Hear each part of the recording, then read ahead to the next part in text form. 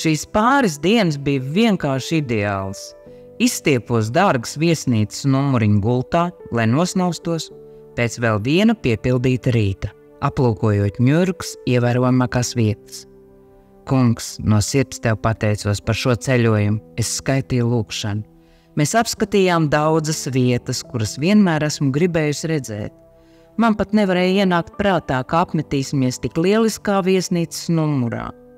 Kaut kur prāta dziļumos iešāvās kāda doma, kas man lika justies nepateicīgai. Kungs, es vēlētos noskatīties Broadway šovu, bet neuzdrošinos to lūgt.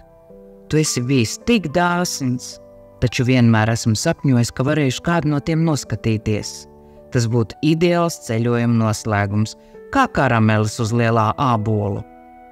Negribēju to lūgt vīram, jo biļetes bija ļoti dārgas, un Maiks droši vien tās būtu nopircis, lai padarītu mani laimīgu. Protams, kaut kad mūžā mēs taču vēlreiz atbrauksim uz šejieni, sev teicu. Kādu dienu man vēlēšanās piepildīsies.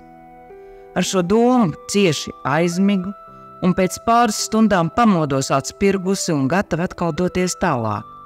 Šis ceļojums bija kopīga dāvana man un Znotam.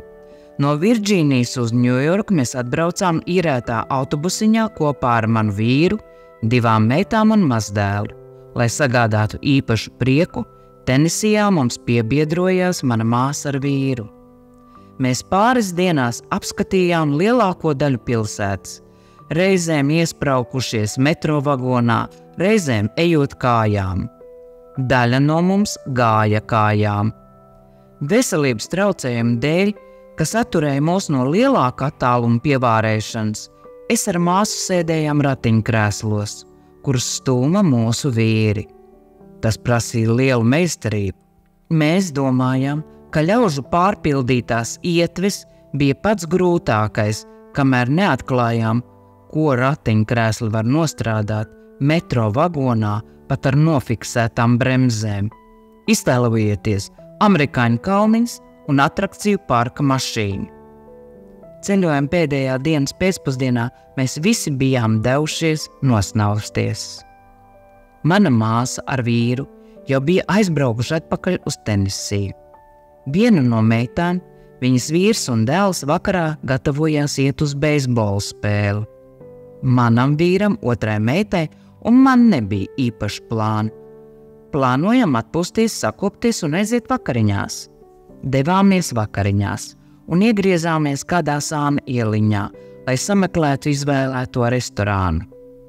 Gājām vai ripinājāmies pa Broadway, lūkojoties uz teātru ēkām un apbrīnojām marķīzes.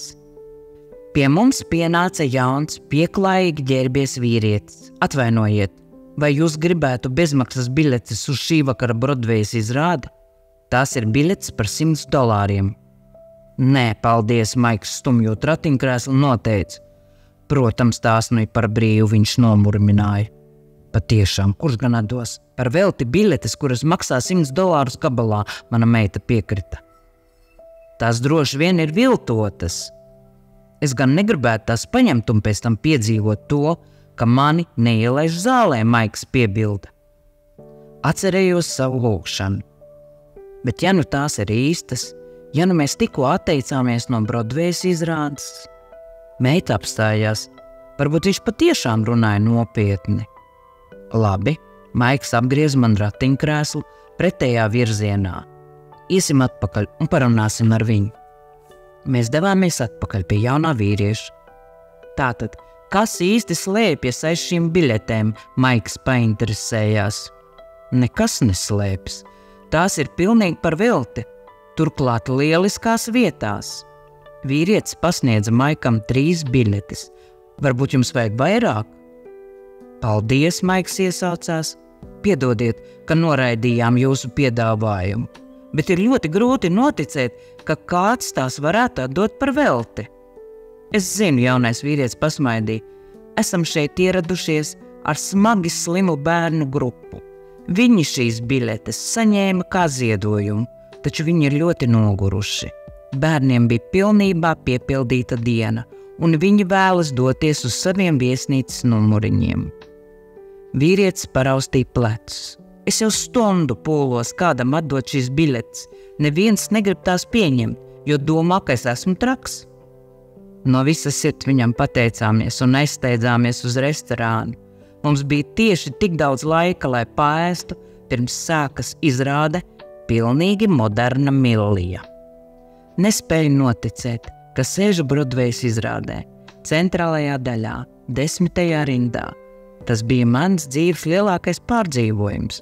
Pēc izrādes devāmies uz viesnīcu, pilsētas gaismu un Brodvejas kņadas ieskauti, un bijām pārsteigti par to, ka Dievs piepildīja vēlēšanos, kuru pat neuzdrošinājos lūgt.